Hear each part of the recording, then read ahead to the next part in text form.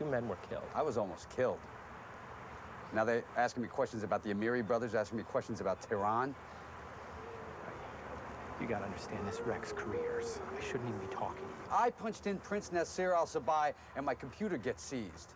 George Clooney should merit serious Oscar consideration for his work as a CIA operative in Syriana. It opens in New York and LA next week.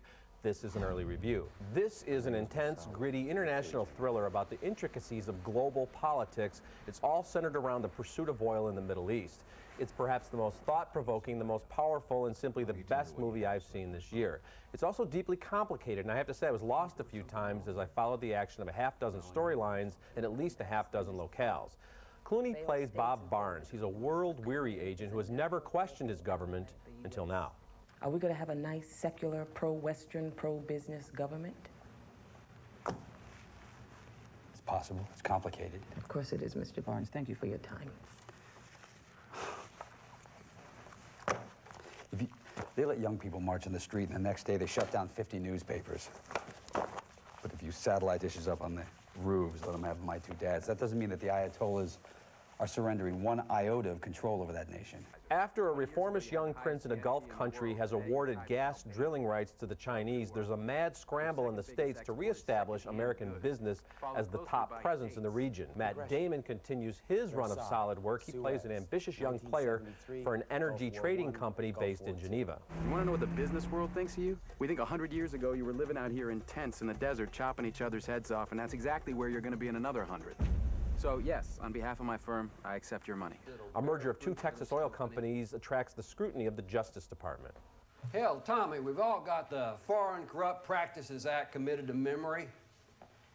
I got a little copy of it taped to the wall of my head, right here. That's Oscar winner Chris Cooper following his star cameo in Jarhead with another brief but memorable performance. This is an amazing ensemble cast.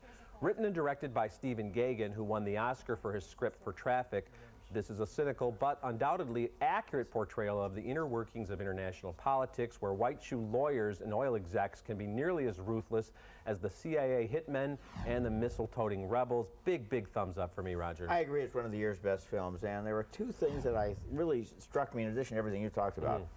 There are good people and bad people on both sides. It's not like we have the good guys and the bad guys. We have a lot of power players who are all going for an immediate advantage, whatever that is.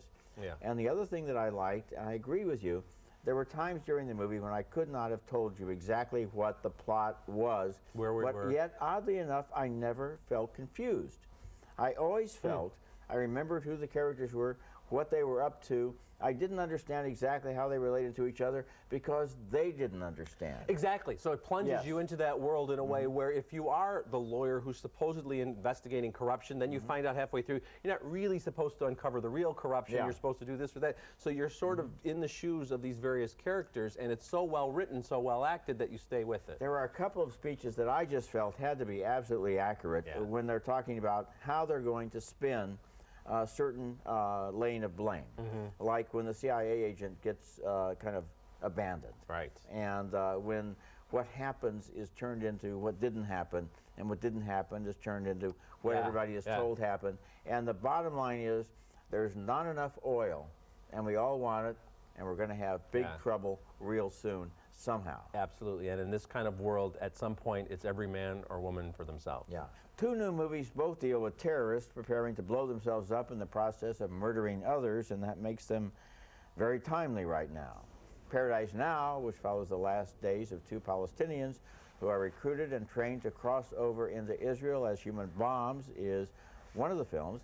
A woman who cares for one of these men tries to talk him out of his mission. مش شايف اللي بدك تعمله عم بيحارب علينا كلنا وبعتي لإسرائيل ذريعة تكمل مشروعها. يعني إذا ما فيش ذريعة إسرائيل رح توقف مشروعها. ممكن. The other film, The War Within, tells the story of a Pakistani man who is kidnapped by Western intelligence, tortured, and becomes radicalized. He eventually finds himself in New York as part of a terrorist cell. My friends, by the time you read this, I will be gone. You are Americans now. And America has been good to you. It has become your home, the country you love. I know you cannot understand why I have done what I will do, what I have to do, Both films show men who believe they have a divine mission that justifies the murder of others. Both films show that there is no real response to religious zealots who believe their guidance comes directly from heaven. And both films end in essentially the same place. And both films get thumbs up from me, but they may not be playing in your area right now, so the best film I've seen on the subject is on DVD. It's called The Terrorist from 1999 from India. And it's available on DVD. It's one of my great movie selections on RogerEbert.com. Yeah, 2 thumbs up for me for the films that are, as you're saying, playing in some markets. Of course, both will be available on DVD sooner rather than later. And I like the fact that these films explore these very touchy subjects in a very respectful manner.